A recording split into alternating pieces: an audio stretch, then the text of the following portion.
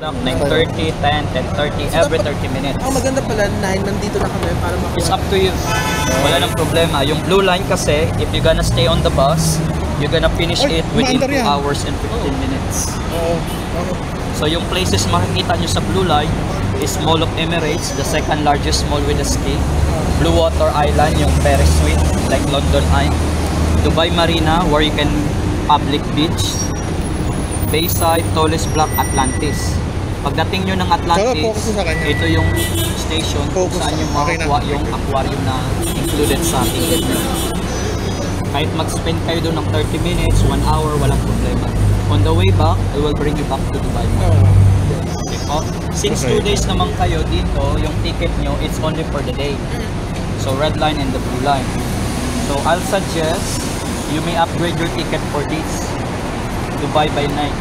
Kasi different view of the day and the night. If you want to do this one, yung tour namin magsa-start dito sa Dubai Mall ng 4:30 PM ng hapon. So meaning to say, kapag matapos nyo yung red line, magbaba kayo dyan ng 1 hour, 30 minutes, kung balik kayo dito, yung bus namin dito, 4:30, dadalhin kayo sa island.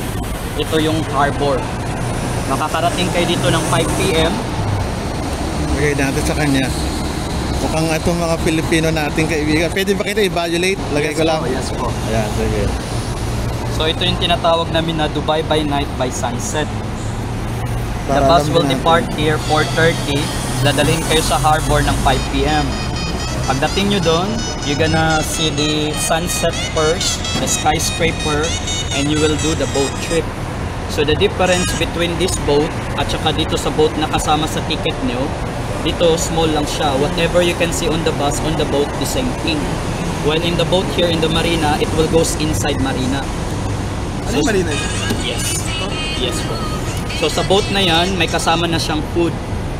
Yung food, dinner, including appetizer, main course, and dessert, and the drinks. Siya? Okay lang, okay lang. Akala, hindi, okay lang. Baka Copyright. Oo, copyright. Akala ko saan galing eh. So, you're gonna sit in the upper deck o sa boat. Ang kagandahan nito, pupunta yan ng Dubai Marina sa loob. Ito yung makikita niyo. Yung skyscraper along Dubai Marina. Oh, dandahan. Okay, okay lang. Okay lang. Sorry ha. No problem. So, yung cruising na to within 1 hour and a half, makikita nyo din yung Blue Water, yes po. Blue Water Island. Tapos makikita nyo din yung Atlantis the Palm. At saka Burj Al Arab changing colors at night. In the same bus, pabalik dito siya ng 7 PM. Wala bang ano? Sige. Yung fountain. May fountain. Yun yung sa night tour naman. Yun yung tinatawag namin dito, sir. Ito yung tinatawag namin na sunset cruise in the marina, including the dinner. Tapos may kasama din kayong tour sa night. Ang pagkaiba naman dito sa day tour at saka night tour, yung night tour namin is a panoramic. Meaning to say, it's not hop on, hop off. Magstay lang kayo ng bus. Mag-start siya dito ng 7 PM din. Yung night tour, pupunta yan ng downtown Dubai para makikita nyo yung Burj Khalifa. Para makita nyo yung fountain katulad nito. Tapos pupunta kayo ng Future Museum. You can see this Future Museum at night. Palace, Marina, pabalik dito ng 2 hours. Yung tinatawag namin siya, Dubai by night. So 2 activities po to siya kasama sa ticket nyo.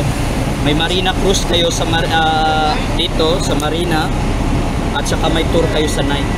So how many nights to? Isa lang? Dalawa. Dalawa?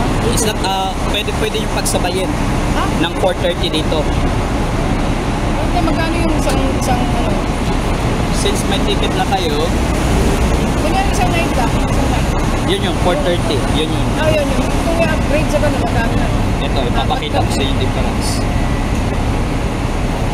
Para makita nyo yung how's Dubai at night. Ganun na. Bibili na lang kami. Okay. Since halos, di ba, 1 day kami dito, 1 day kami sa Blue Line.